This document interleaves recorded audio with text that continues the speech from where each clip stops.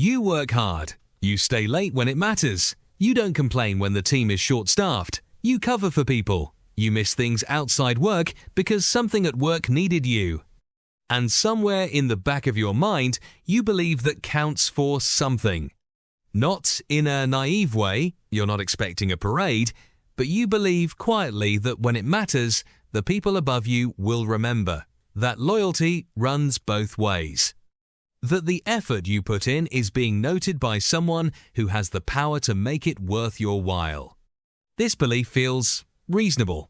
It might even feel like wisdom, the kind of thing people mean when they talk about integrity or professionalism. You're not a job hopper. You're not mercenary. You're someone who shows up. The problem is, you're playing by rules the company never agreed to. Here's the thing about companies. They don't have memory the way people do. A company has a budget cycle. It has targets. It has a new leadership team every few years that resets priorities.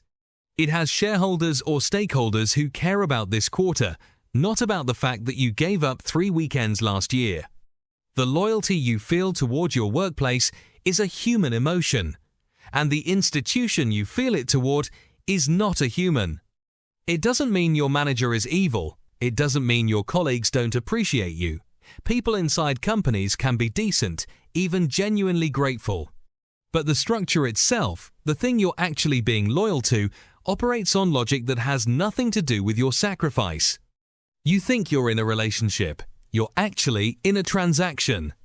And in transactions, what you gave yesterday doesn't offset what you're worth today. There's a psychological concept called the sunk cost fallacy, and most people know it in theory but live it in practice. The longer you stay somewhere, the harder it becomes to leave.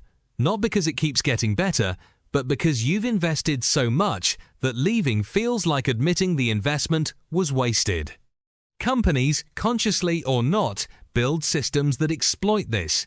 The pension that vests in 4 years, the promotion that's always 6 months away. The project you've been on for 2 years, that no one else understands. These aren't just incentives, they're anchors. They make the cost of leaving feel larger than the cost of staying.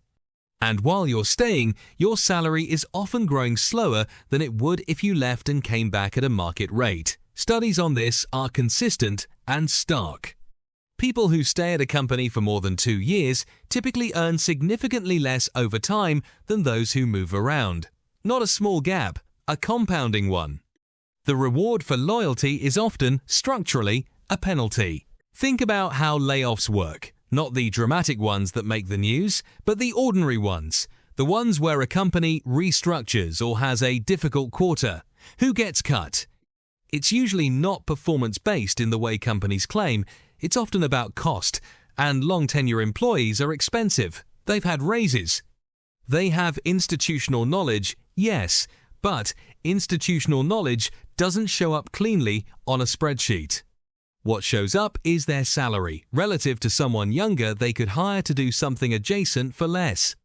The person who gave a decade gets a meeting with HR and a severance package calculated to the minimum the company can legally offer. Meanwhile, someone who joined 8 months ago and has been performing modestly is kept because they're cheap and the company has less liability. This is not cynicism. This is just what happens, quietly, in industries across the world over and over.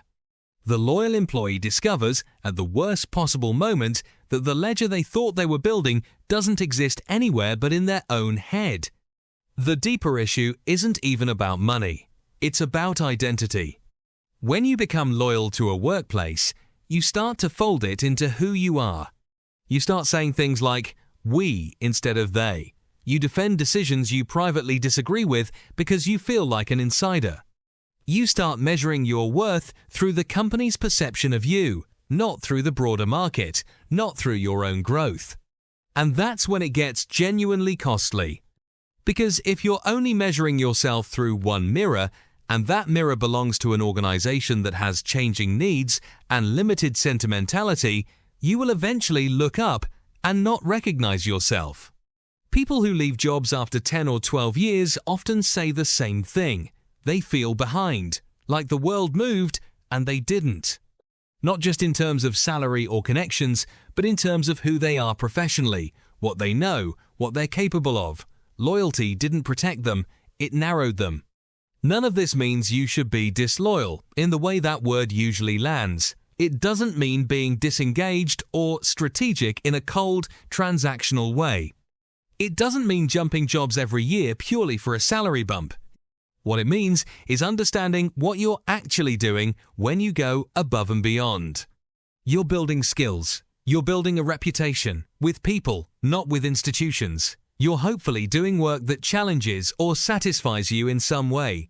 Those things are real and worth protecting. But they belong to you, not to the company. The moment you start treating loyalty to a workplace as a virtue in itself, as something with inherent moral weight, you've handed control of your own story to something that was never designed to care about it. A shift worth making is simple and doesn't require cynicism. Start tracking your own growth. What have you learned this year? What are you worth in the market right now? What would you say your role is if you had to explain it outside the specific language of your company? If you can't answer those questions clearly, you've probably been investing in the company more than in yourself.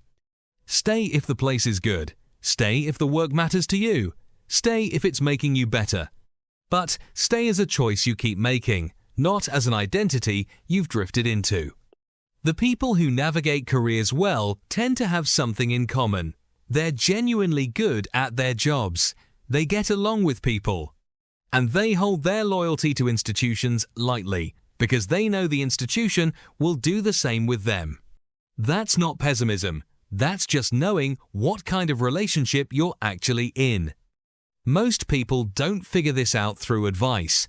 They figure it out the hard way, in a meeting they weren't expecting or a performance review that doesn't match the year they thought they just had. You don't have to wait for that.